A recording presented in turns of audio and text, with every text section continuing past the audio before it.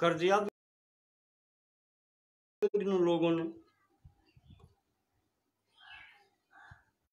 ठीक है, अब ये दूसरे पार्ट के रूप में जाएगा।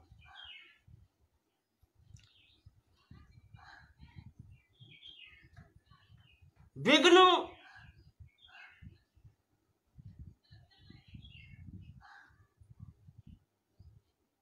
चित्त को खराब कर देते हैं।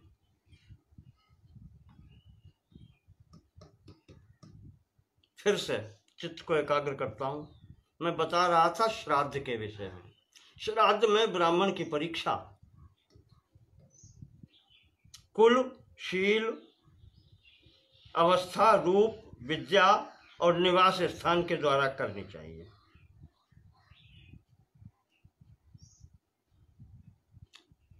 अब आगे बताते हैं कि कैसे ब्राह्मणों को निमंत्रण नहीं देना चाहिए। कितवो भ्रूण लक्ष्मी, बहुत लंबी लिस्ट है।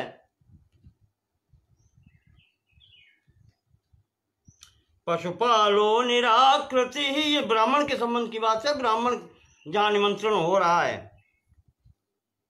कितवो भ्रूण लक्ष्मी, कितब यानी जुआरी, भ्रूण गर्भपातन कराने वाला, गर्भ हत्यारा। लक्ष्मी टीबी का मरीज। पशुपालन करने वाला, बिना पढ़ा लिखा।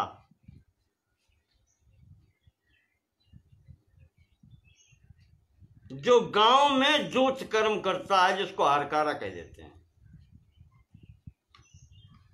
सूद खाने वाला, ब्याज लेने वाला। गवैया, गाने वाला। सब तरह की चीजों को बेचने वाला, दूसरे के घर में आग लगाने वाला, विष देने वाला, यत्र तत्र सर्वत्र भोजन करने वाला, सोम रस बेचने वाला, हस्त रेखा विशेषज्ञ, सबका हाथ हाथ देखने वाला, राजा का नौकर, नौकरी करने वाला, तेल बेचने वाला, झूठी गवाही देने वाला, पिता से झगड़ा करने वाला,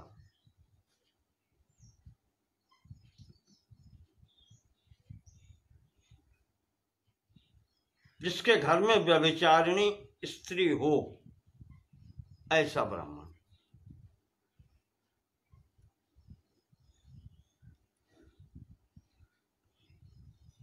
चोर हो, शिल्प जीवी हो, बहुरुपया हो, चुगलखोर हो, मित्रद्रोही हो, पर स्त्री लंपट हो,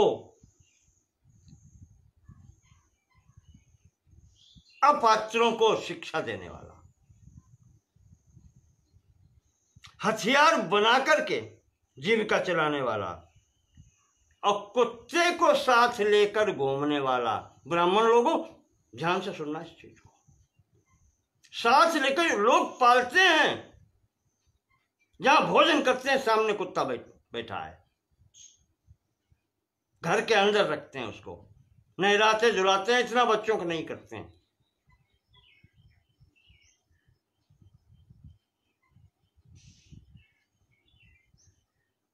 जिसे कुत्ते ने काटा हो,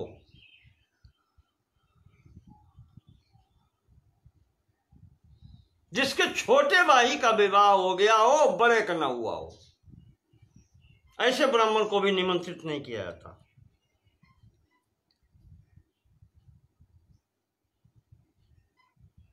चर्म रोगी, गुरु पत्नीगामी, नट का कार्य करने वाला और देव मंदिर में पूजा से काम चलाने वाला।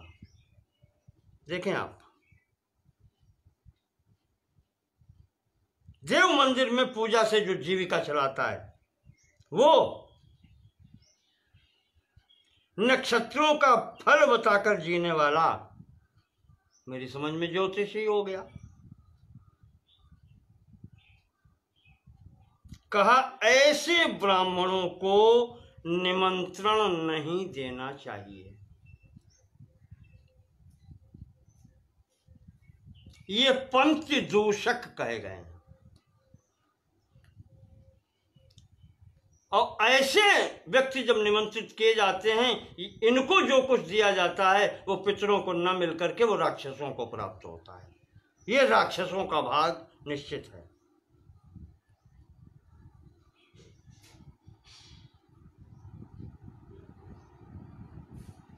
और जो व्यक्ति श्राद्ध में निमंत्रित होकर के भोजन करके और दूषित कर्म करता है, वो भी अपराध का भागी होता है। आप समझ लें, जो व्यक्ति श्राद्ध में निमंत्रित होकर के भोजन करके आता है, उसको भी नियम संयम पूर्वक रहना चाहिए, अपने कल्याण के लिए और उस यजमान के कल्याण के लिए भी। उसके पितरों की तृप्ति के लिए तुम भोजन करके आए हो ना, तो ये तुम्हारा भी यहाँ पर कर्तव्य बनता है कि उसके अनुष्ठान की पूर्ति तुम्हारे भी आश्रित है।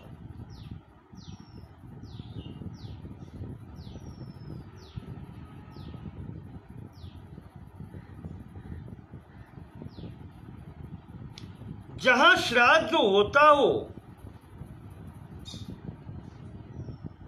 वहां भीष्म जी कहते हैं, श्वानश्च पंक्ति दूषाश्च नावेक्षेरन कथंचन तस्मात् परिश्रते दद्यात् तिलांशान्वकीरयेतु।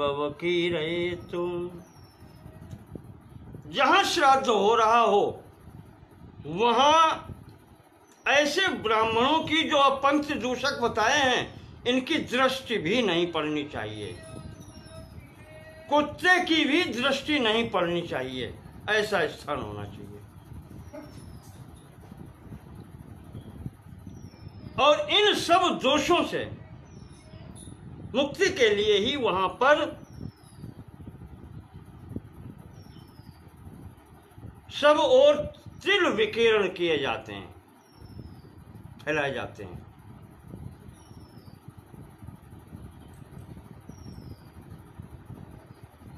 जो भी श्राद्ध कार्य तिलों से रहित हो या क्रोध पूर्वक किया जाए, वो श्राद्ध फिर श्राद्ध कार्य नहीं होता।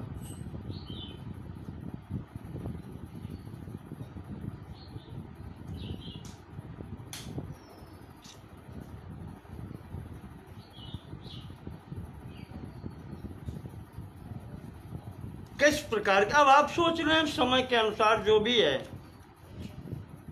बहुत मैंने एक ही बात कही, वेदवेत्ता पुरुष को आमंत्रित करना चाहिए, अच्छे आचरण वाले ब्राह्मणों को श्राद्ध में निमंत्रित करना चाहिए, क्योंकि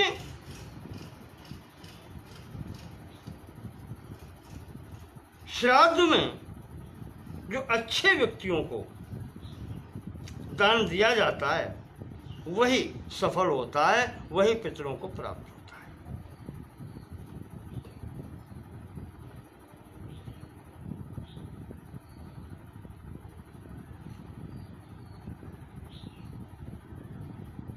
भीष्म जी यहां तक कहते हैं कि वेदवेत्ता ब्राह्मण और उत्तम आचरण युक्त से ब्राह्मण जो है, वो जहां रहता है, जहां बैठता है,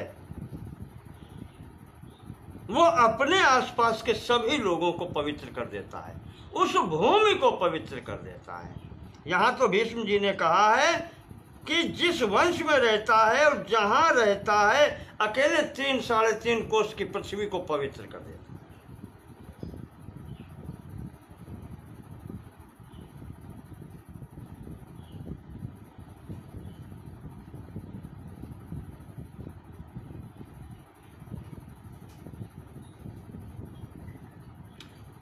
कहते हैं, यस्य मित्र प्रधानानि श्राद्धानि च हवींसि च न प्रीणन्ति पितरन् देवान् स्वर्गम च न स गच्छति।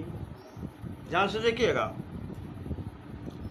यस्य मित्र प्रधानानि, जिसकी यज्ञ में श्राद्धानि च हवींसि च,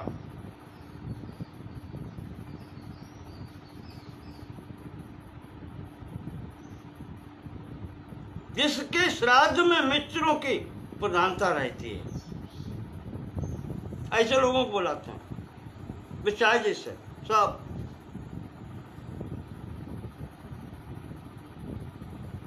कहते हैं कि ऐसे मित्रों को खिलाने से श्राद्ध में पितरों को तृप्ति नहीं होती।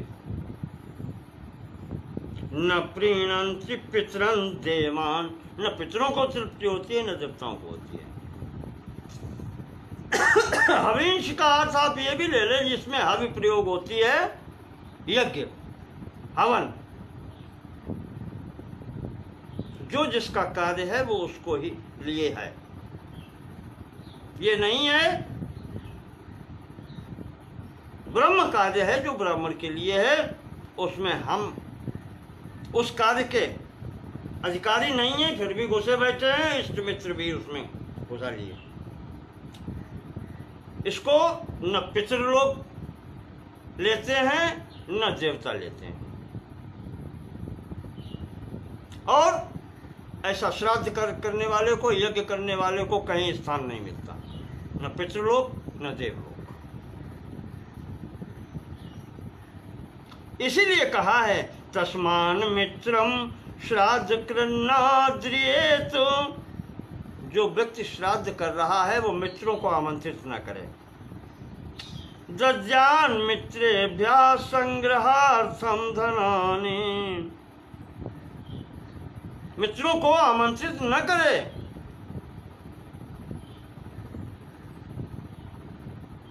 दद्यान मित्रेभ्यः संग्रहार्थे धनानि, हाँ आवश्यकता पड़े मित्र की खूब मदद करो, उसका सत्कार करो, उसको आवश्यकता पड़ने पर उसकी खूब संतुष्ट करो, मदद करो उसकी। पर यन मन्यते नैव शत्रुम न मित्रम तम मध्यस्थम भोजयेद हव्यकाव्ये, ऐसे व्यक्ति को आमंत्रित करो जो न तो मित्र हो न शत्रु हो, मध्यस्थ उदासीन, उसको निमंत्रित करना चाहिए।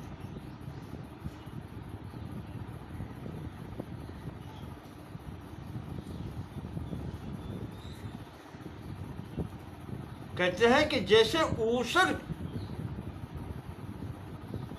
जहाँ पर क्षेत्र है, पृथ्वी है, उसमें कोई भी बीज बोने से जमता नहीं है, तो बीज वहीं जमता है जहाँ पर पृथ्वी उसके योग्य होती है।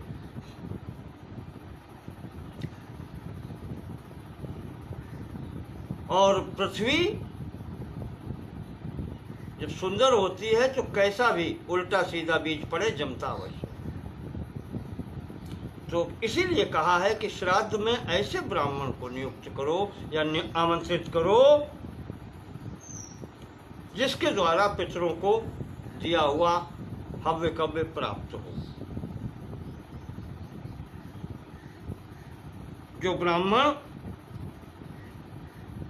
उस योग्य नहीं है उसे उसमें मत आमंत्रित करो।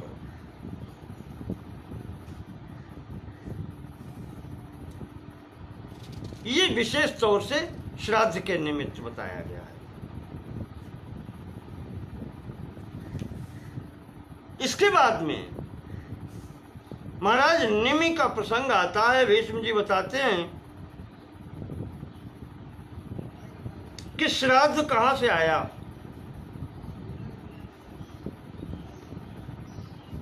उस प्रसंग में महाराज निमि और अत्रि जी के संवाद के रूप में उसको बताते हैं।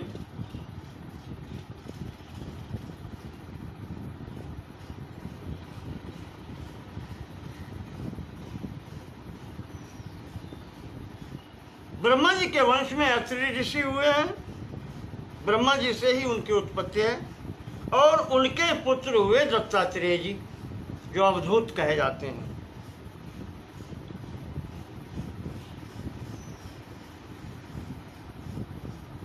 और इन दत्तात्रेय जी के पुत्र निमि हुए, ये दूसरे निमि हैं।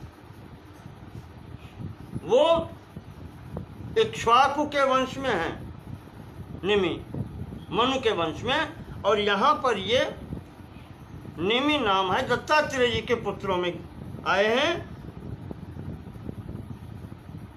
दत्तात्रेय जी के पुत्र निमि हुए, और निमि के पुत्र हुआ जिसका नाम था श्रीमान।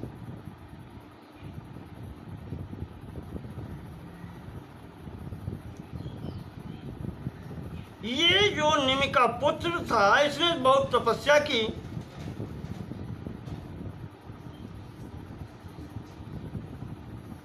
तपस्या करने में ही, हजारों वर्ष की तपस्या में करने के बाद में इसका शरीर छूट गया।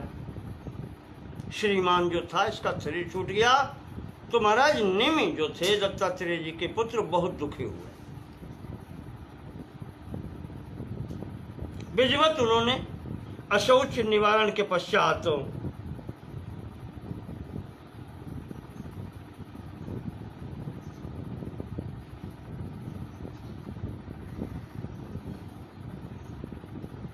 अमावस्या के दिन उस पुत्र का श्राद्ध किया।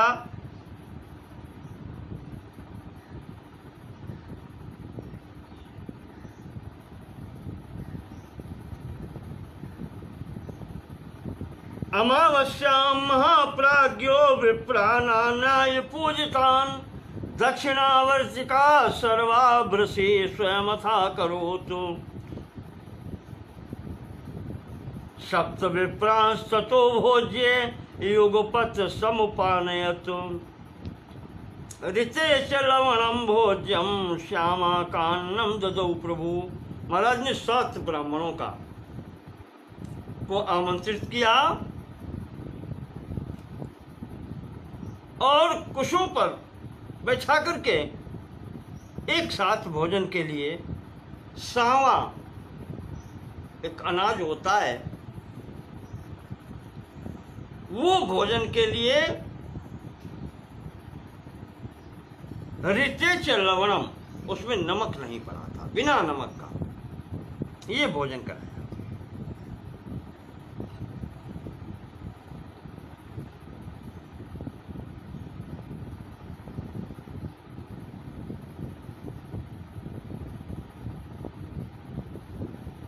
कुश बिछा करके अपने पुत्र के नाम और गोत्र का उच्चारण करके कुशों पर पिंडदान किया।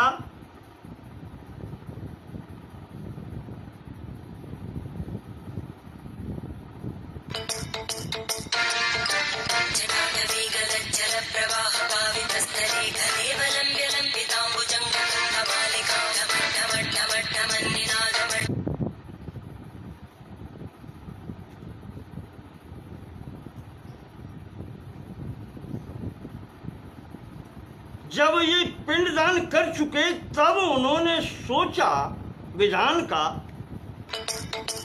कि विधान जो है वो पितरों के निमित्त पिंडदान का है, पुत्र के लिए नहीं कहीं है।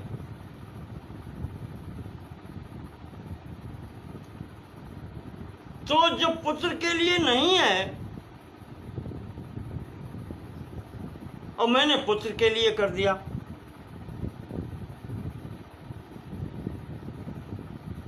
तो ये तो मनमाना आचरण हो गया।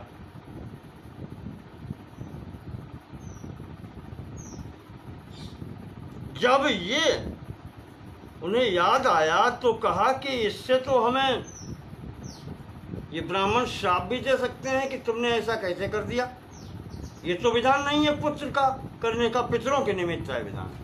तो उन्होंने महाराज अत्रि का स्मरण किया, अपने पूर्वज,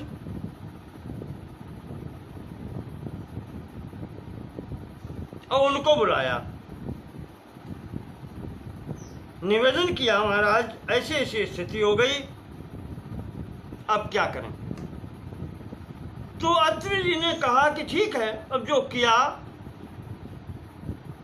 इससे डरने की बात नहीं, कार्य तुमने अच्छा ही किया है।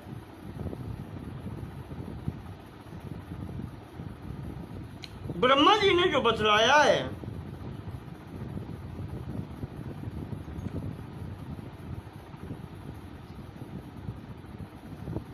उसी का तुमने पालन किया है।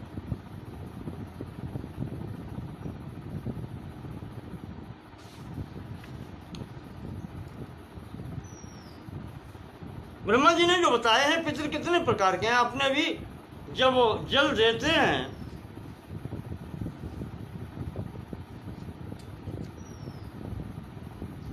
वहां पर जो स्थिति आती है, 3 प्रकार के पितर हैं।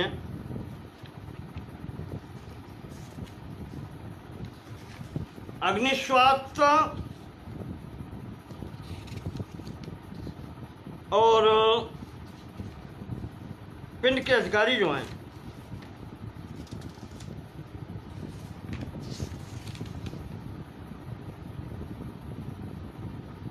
कव्य वारणल सोमः यमः अर्यमा अग्निश्वात्ता पितरः सोमपाः बरिषदा। तो ग्रुप जो इसमें है वो 3 हैं, अग्निश्वात, सोमपा और बरिषद। और इनके अतिरिक्त जो विश्वदेव आदि देवता हैं उनका मुख अग्नि है, उनको अग्नि के द्वारा मिलता है। इन पितरों को जल और पिंड के द्वारा मिलता है।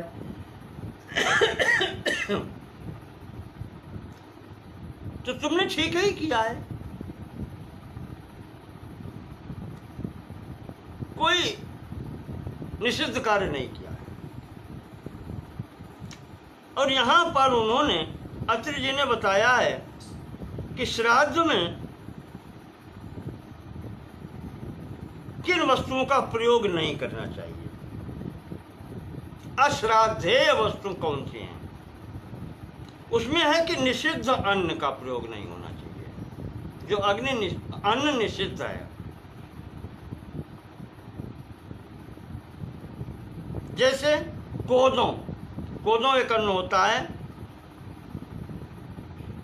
सरसों,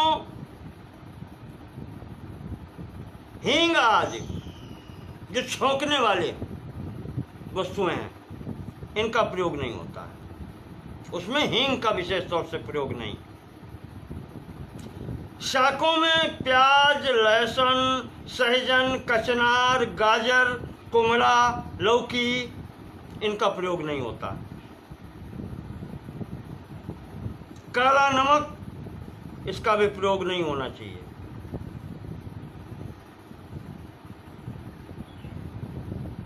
कोई भी वस्तु संस्कारहीन यानी शुद्ध नहीं है उसको प्रयोग नहीं करना चाहिए। काला जीरा एक कुछ चीजें बताई हैं, जैसे मूंग, सिंघाड़ा इनका प्रयोग वर्जित है।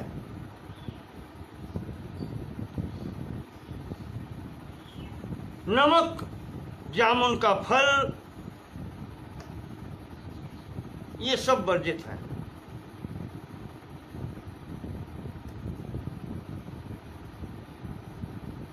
छींक से बचाए, अन्न दूषित न हो, आंसू से दूषित न हो।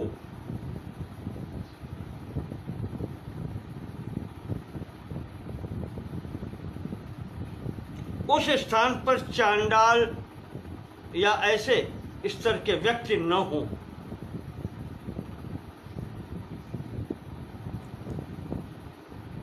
और आप सुनिए ध्यान देकर के, पिंडदान का समय उपस्थित होने पर उस स्थान से चांडालों स्वपचों को हटा देना चाहिए। जो उस स्तर के प्राणी हैं। और यहाँ लिखा है काशाय वासा कुष्ठी वा, गेरुआ वस्त्र धारण करने वाले भी सामने नहीं होने चाहिए। कुष्ठी वा कोड़ी, पतित ब्रह्म हत्यारा वर्ण संकर ब्राह्मण, जो अपने को ब्राह्मण कहता है, वर्ण संकर दूषित ब्राह्मण, और जो धर्म भ्रष्ट है, चाहे संबंधी क्यों न हो, देखने का भी अधिकारी नहीं है ये कार्य, चाहे जितने पढ़े लिखे हो, विद्वान हो, कुछ भी हो। इस प्रकार से अत्रि जी ने बताया, कहा ब्रह्मा जी का ये बनाया हुआ नियम है, इन सब का पालन होना चाहिए।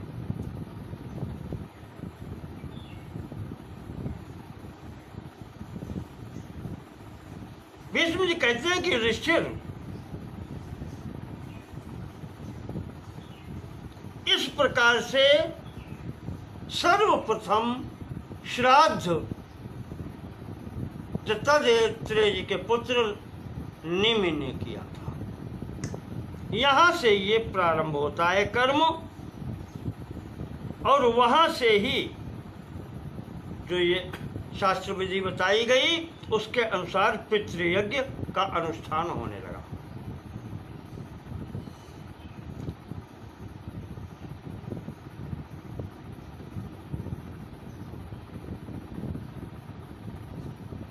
फिर ये इतना बढ़ा कि कहते हैं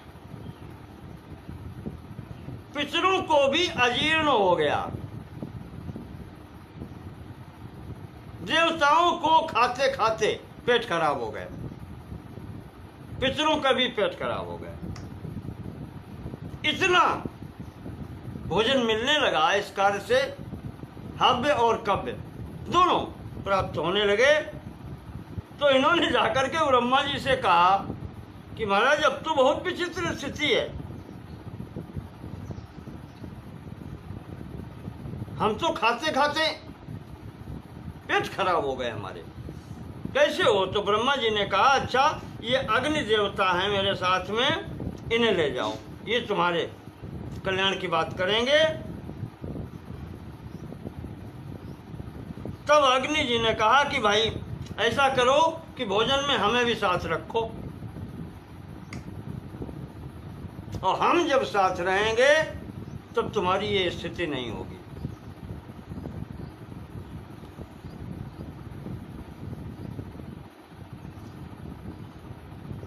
तो युधिष्ठिर जी को बताते हैं भीष्म जी कि तब से अग्नि भी इसमें भाग पाने लगे, और जब अग्नि सम्मिलित हो गए तब से फिर पितरों को और देवताओं को उनका यथोचित भाग मिलने लगा, और उन्हें कोई कष्ट नहीं हुआ। अग्नि के कारण ही भूत पिशाच ब्रह्म राक्षस आदि ये वहाँ इनका प्रवेश वहाँ पर वर्जित हो गया,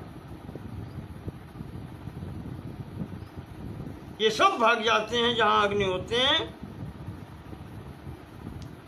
भीष्म जी कहते हैं इस प्रकार से जब होता है तो अब एक नियम है कि सबसे पहले पिता को पिंड देना चाहिए, फिर पितामह को पिंड देना चाहिए, बाबा को, और फिर प्रपितामह यानी बाबा के भी पिता को, 3 पिता पितामह प्रपितामह को पिंड देना चाहिए।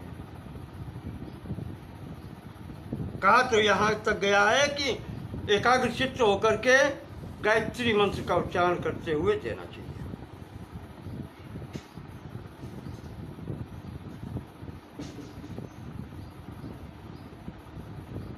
रजस्वला स्त्री और बधिर व्यक्ति को वहां नहीं होना चाहिए।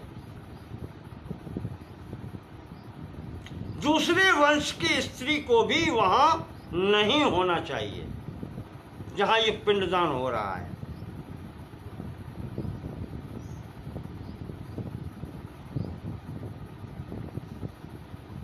यहां पर यथोचित पितरों के नाम लेने चाहिए, जैसे कहा 3 पिंड, पिता का नाम लेकर के, पितामह का नाम लेकर के और प्रपितामह का नाम लेकर के, नाम और गोत्र इनको सबको लेकर के ये पिंडदान होना चाहिए। तर्पण भी इसी प्रकार से होना चाहिए। पहले तर्पण करें, तर्पण में पिता, पितामह, प्रपितामह, फिर माता, दादी और परदादी, माता, पितामही और प्रपितामही। उसके बाद में आता है मातृपक्ष का।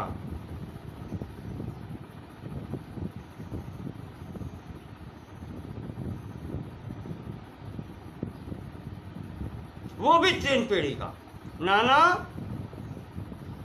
परनाना और वृद्ध परनाना, 3 पीढ़ी का उधर, और नानी और परनानी और वृद्ध परनानी, वो 3 पीढ़ी का उधर। इस प्रकार से जलदान होना चाहिए और इसी प्रकार से ये सब किया जाता है। नदी के किनारे भी पहुंचे तो वहां पर भी जलदान इसी क्रम से होना चाहिए। तब परिवार, इसके बाद में परिवार और शेष लोगों को जल दिया जाता है।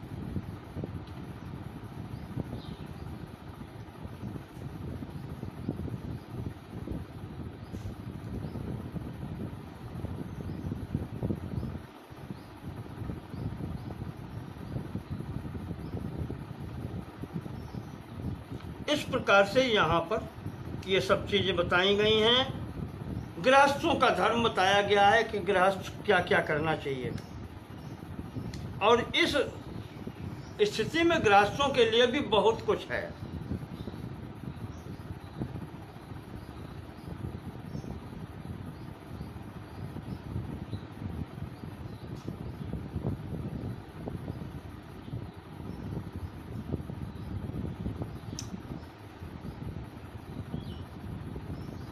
क्या क्या हो सकता है। ब्राह्मण को कहते हैं प्रतिग्रह समर्थोपि, क्योंकि दान लेने का वो अधिकारी है, समर्थ है, फिर भी दान लेने से बचना चाहिए जितना हो सके।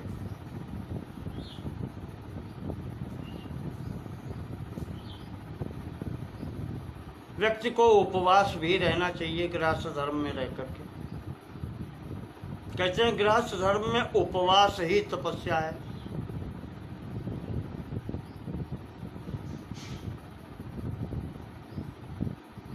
पर भीष्म जी कहते हैं कि केवल उपवास करना, भूखे रहना तपस्या नहीं है।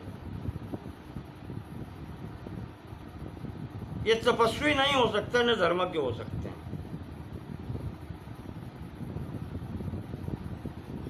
मुख्य बात है त्याग की।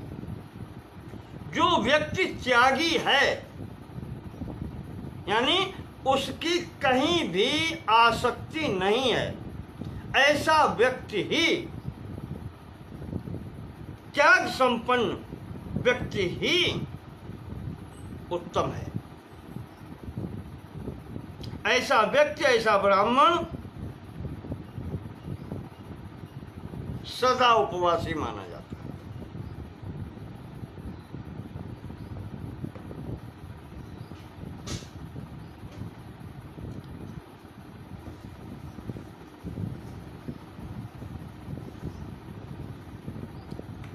और यहां पर दिया है अमांसाशी सदा च स्यात्। व्यक्ति को मांस कभी नहीं खाना चाहिए, क्योंकि मांस जो है बिना किसी को कष्ट दिए प्राप्त होता नहीं है, किसी जीव की हत्या से ही प्राप्त होता है।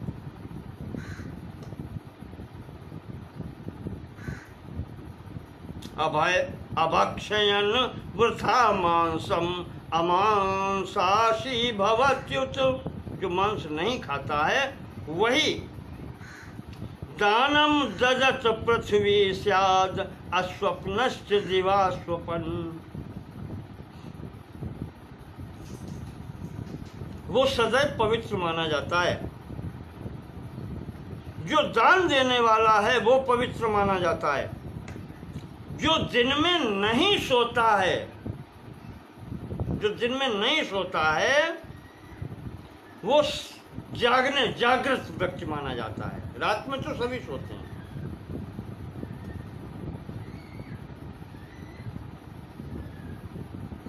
जो व्यक्ति बिना किसी ब्राह्मण को भोजन कराए प्रतिदिन स्वयं भोजन नहीं करता, कहते हैं वो तो उसके लिए तो स्वर्ग के द्वार खुले होते हैं, अपने कर्म से ही वो स्वर्ग को प्राप्त करता है।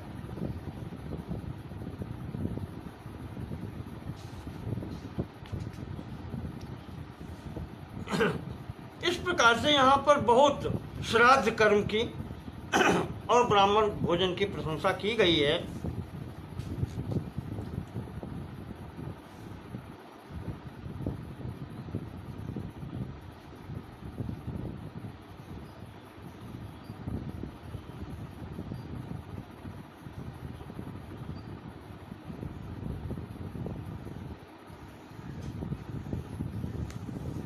बस कुत्ते को विशेष करके त्याज्य ब्राह्मण के लिए कहा गया है कि ब्राह्मण के लिए कुत्ते से दूर रहना चाहिए।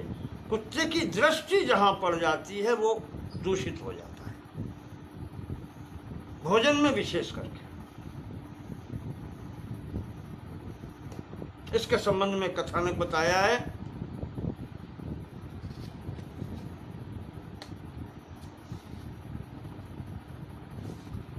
उस कथानक का भी तात्पर्य ये है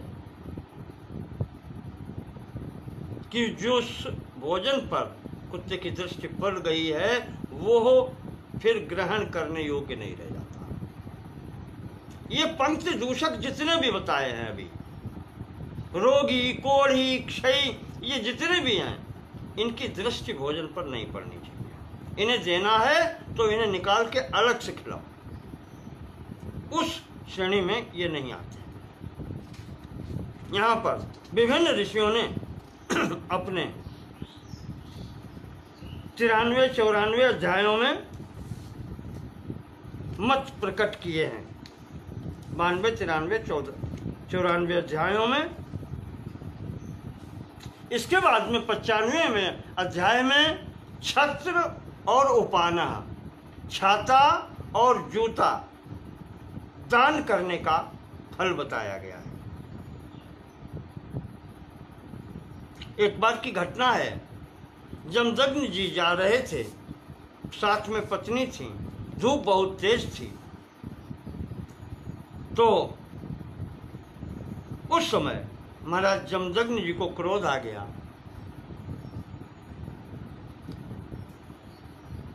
सूर्य पर इतना भयंकर आतप, गर्मी, कैसे कोई चले, पैरों में छाले पड़ रहे हैं। तो उन्होंने यहाँ पर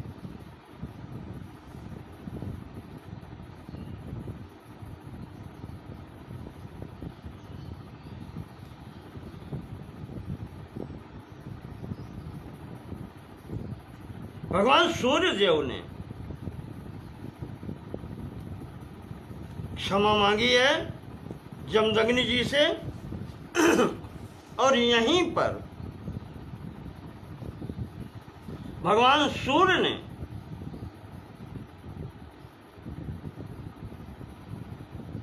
रेणुका जी को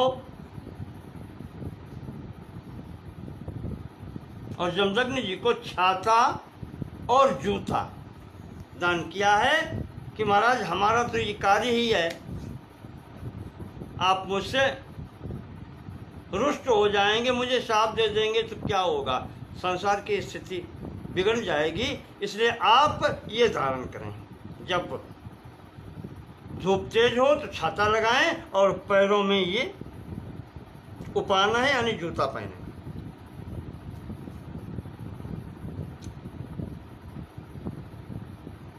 तो ऐसी स्थिति में छाता और जूता भी दान दिया जाता है, और जो ये दान करता है उसको भी पुण्य की प्राप्ति होती है।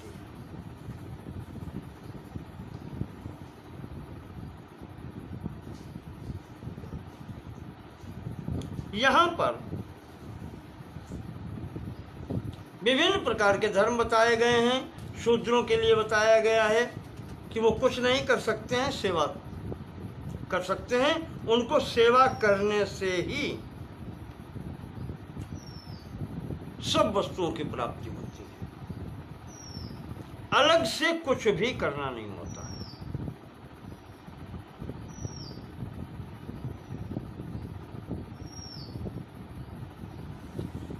पवित्र रहने के लिए शौच अशौच का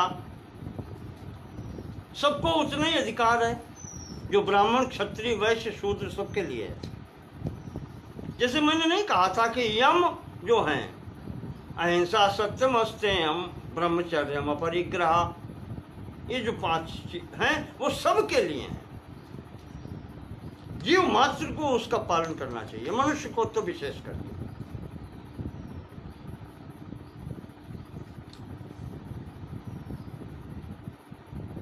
और जिसको जो अधिकार दिया गया है, अपने अधिकार के अनुसार जो व्यक्ति कार्य करता है, परमात्मा उसी से प्रसन्न होता है। गीता में भी कहा गया है, स्वकर्मणा तमभ्यर्च सिद्धिम विन्दति मानवः। अपने कर्म से, जो निश्चित कर्म उसका है, वो करते हुए सिद्धि प्राप्त करता है। दूसरे के कार्य क्षेत्र में हस्तक्षेप करने से उसको कुछ भी प्राप्त नहीं होता।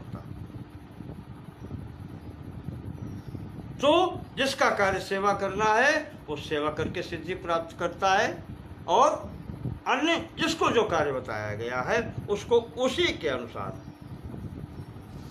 प्राप्ति होती है। जैसे एक बात आपको बताऊं,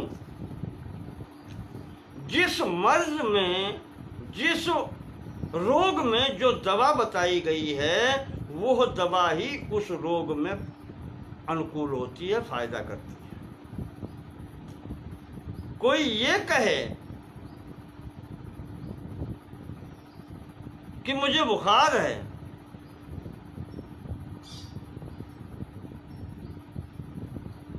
ज्यादा पे क्या है,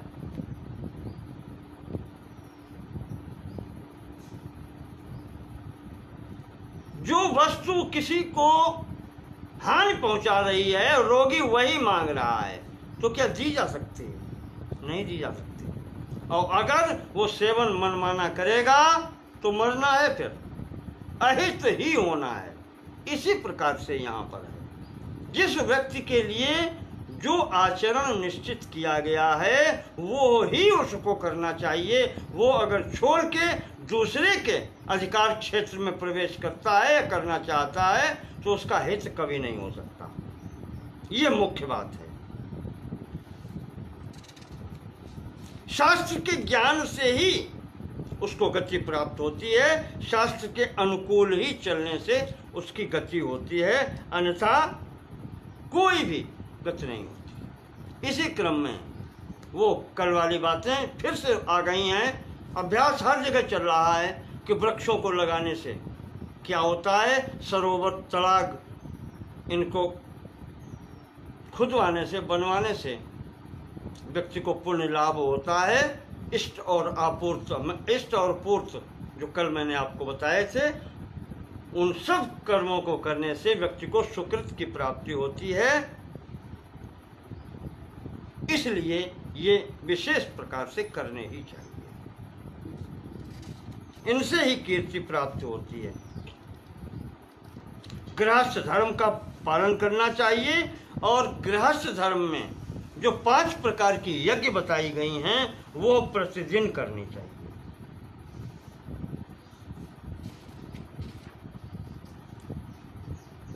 व्यक्ति को सदैव यज्ञ शिष्ट अन्न का, यज्ञ करके जो शेष बचा हुआ अन्न है उसका ही सेवन करना चाहिए।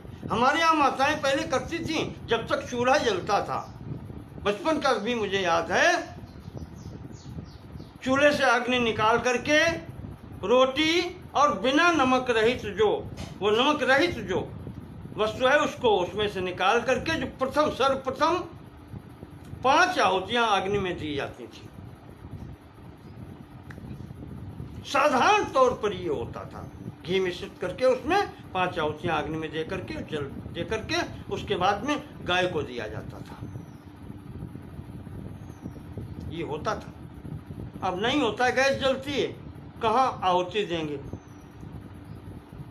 पर करना चाहिए, पंचयज्ञ उतने से ही हो जाता है। कम से कम इतना तो कर लें, भगवान के नाम से 5 आहुतियाँ अग्नि में दे करके, गाय को अग्रासन दे करके एक रोटी, और फिर प्रसाद को, यही यज्ञ शिष्ट है। अतिथि आ जाए तो प्रथम अतिथि को भोजन करा के तब भोजन करें, ये गृहस्थ धर्म है।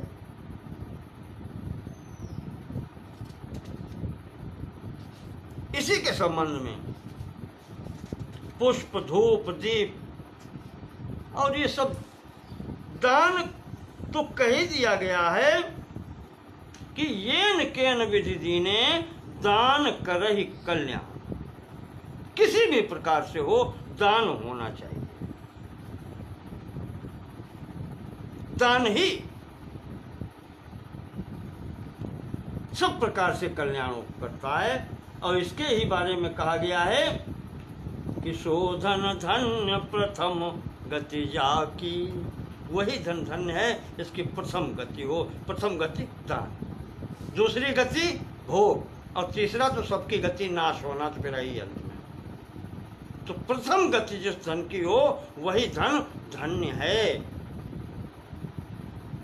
आवश्यकता पर दूसरे की सहायता करे, दान दे, यही यज्ञ है। दान भी यज्ञ है। यज्ञ शिष्ट अन्न ही भोजन करे, दान दे करके, दूसरे की सहायता करके, तब स्वयं भोग करे। ये इसका मूल मंत्र है। इस प्रकार से हम यहाँ पर 98वें अध्याय पर आज का ये स्थगित करते हैं।